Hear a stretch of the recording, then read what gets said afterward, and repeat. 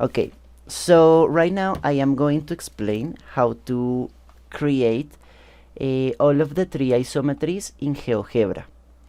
So here I have a triangle that I previously made, and first of all we are going to make an isometry that is called the translation.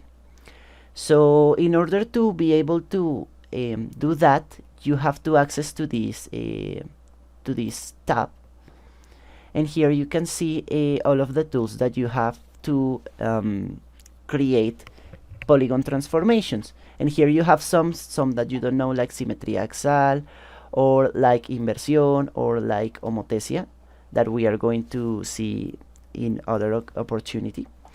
But first we want to do a translation.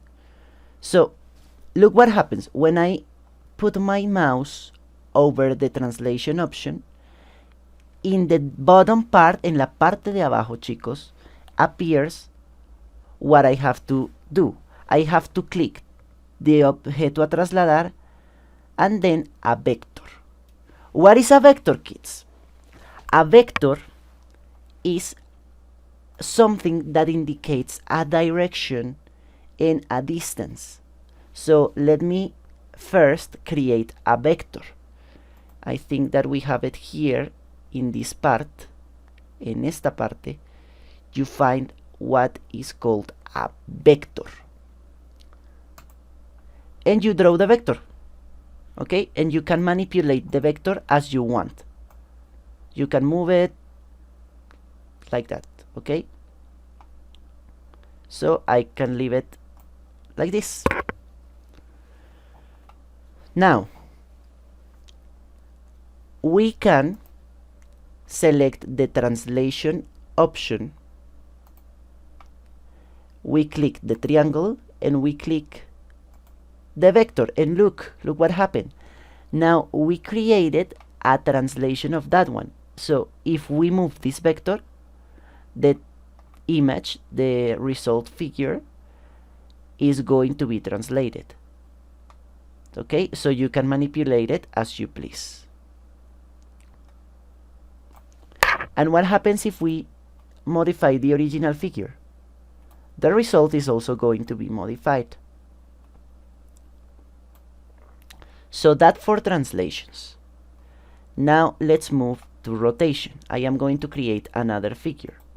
This time I am going to create a pentagon. This is a pentagon, remember it has 5 sides. And now I am going to create a reflection of that one. So look what happens.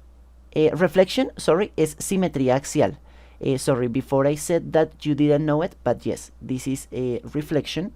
What you don't know is simetría central, but we are not going to talk about that. Simetría axial, okay?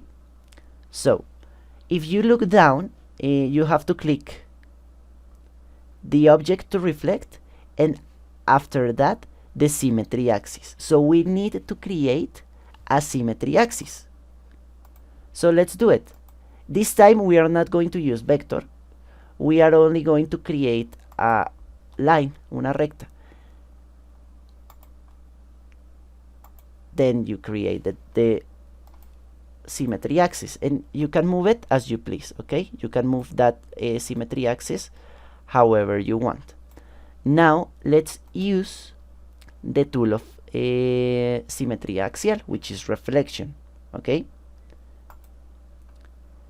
you click the object and you click the symmetry axis, and look what happens. We found a reflected figure that we can manipulate by moving the symmetry axis, or if you modify the original figure, the reflection is also going to be modified. And now for the part of rotation, let me create another figure. I am going to create in this opportunity a quadrilateral. Remember, 4 sides.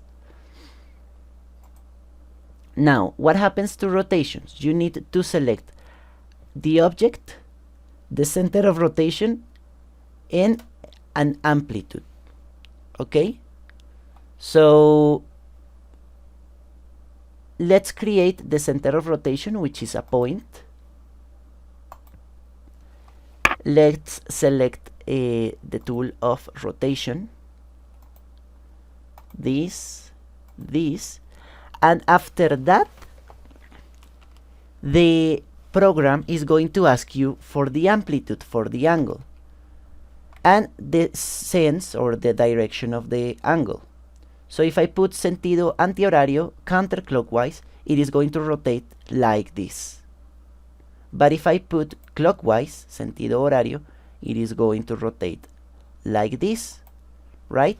So let's say that I want any angle. I am going to say 54. Look what happens. You rotated the figure. Okay?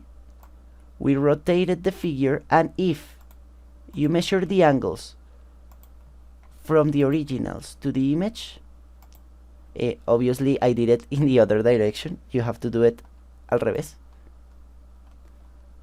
If you measure the angle, it's going to be 54. If you measure from the end to the end, guess what? 54 also. Look.